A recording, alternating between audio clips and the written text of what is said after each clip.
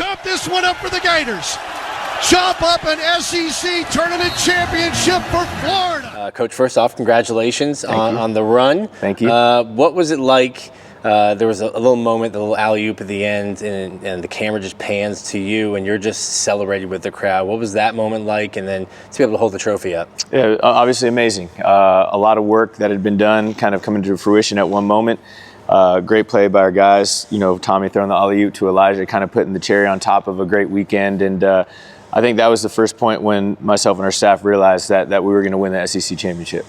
Did you take any confetti home? I did not, but my son did. Okay.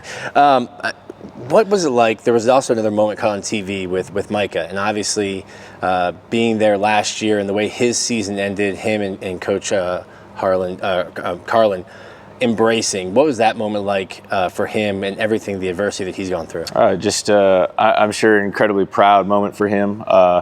You know, exactly 1 year ago to that point, just experienced an incredibly brutal injury, and to his credit, had an incredible recovery. Just always on his rehab, always taking care of himself. Got himself back to a point where he was able to get back to practice a little earlier than we expected, and you know, just the impact that he's made to this team, I think has just been incredible. He's really just raised our level and taken us to a new place, and for him to be able to celebrate with his teammates as a champion, as someone that impacted the championship game, I know he and his family were incredibly proud.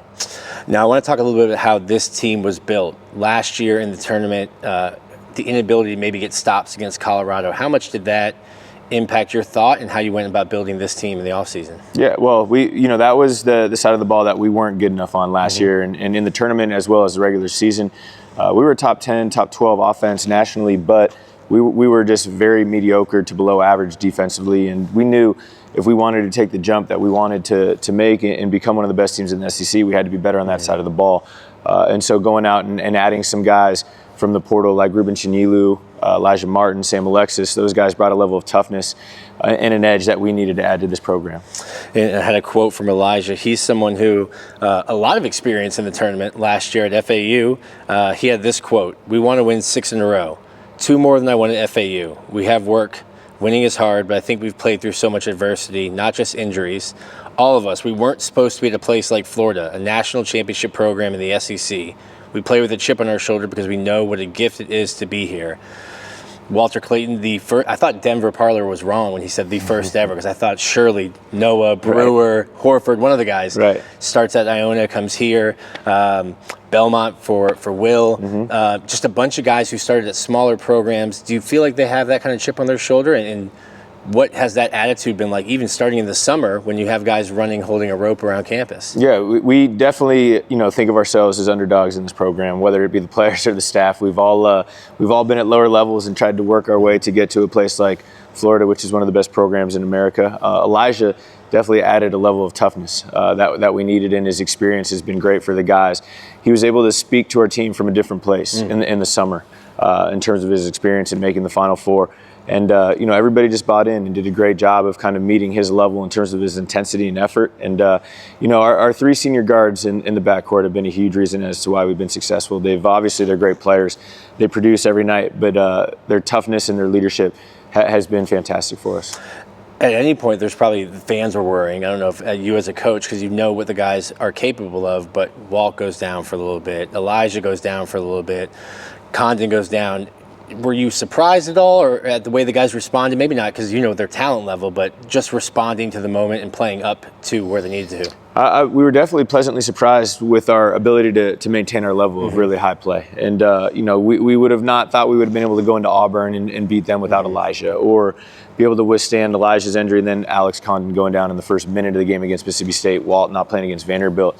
But to your point, I think it did allow opportunity for some of our bench players, some of our backups who stepped up into starters roles and were able to play at a really, really high level. And now, as we got this whole team back, the collection of this unit together, we have 9 guys that are playing at a starter level, and that's a real reason as to why we've been so successful.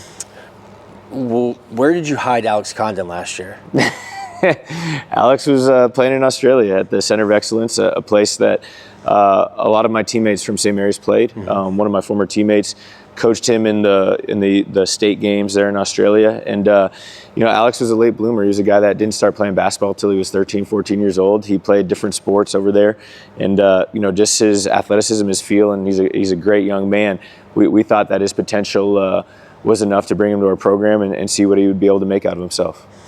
And then I wanted to ask you a question. Two of your mentors, Coach Bennett, Coach Pearl, couldn't seem from the outside more different, more opposite. What's something you've maybe taken from each one of them to turn you into the coach you are now? Yeah, I definitely think of Kyle Smith and Randy Bennett as kind of co-mentors from my St. Mary's days, and then obviously Bruce being a great mentor of mine from my time at Auburn. And Kyle and Randy, I believe they're two of the best coaches in America, and the way they run their programs, very systematic, very consistent, tough, great defense, great rebounding, taking care of the basketball, just workmanlike efforts and the ability to get your players playing at a certain level consistently.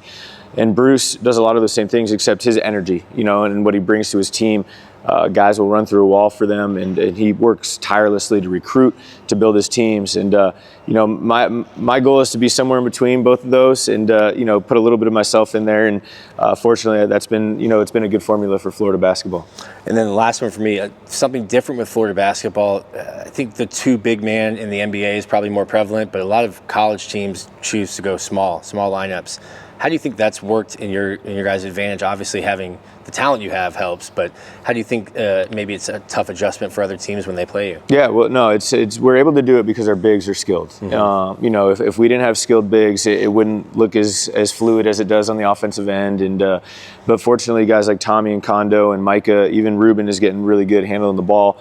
It gives us the ability to play these guys, still be able to move the ball, stand in our continuity offense, as well as be really big on the defensive end. It allows us to protect the rim. And, it's something that we believe if you're able to play with these talented bigs that are nimble and able to move, it gives you a lot better chance. It raises your floor on the defensive end. And, it's been a great formula for us. We've been able to impact on the glass. That was a huge reason as to why we won the Tennessee game. I think we out-rebounded them by 13 or 14. And it's something that we hope to continue to do over these next couple weeks in March. Well, you've taken us on an incredible ride this season. And as the players have said, it's not done yet. You still have more games to play. Todd Golden, we'll see you in Raleigh, #1 seed Florida Gators playing Norfolk. I don't know if I'm saying that right. Or Norfolk State. Or if the people from Norfolk say it differently. But Norfolk State, and then Oklahoma or UConn would be the next round, but staying focused on Norfolk State. Got to win the first one first. We'll see you all in Raleigh. Go Gators.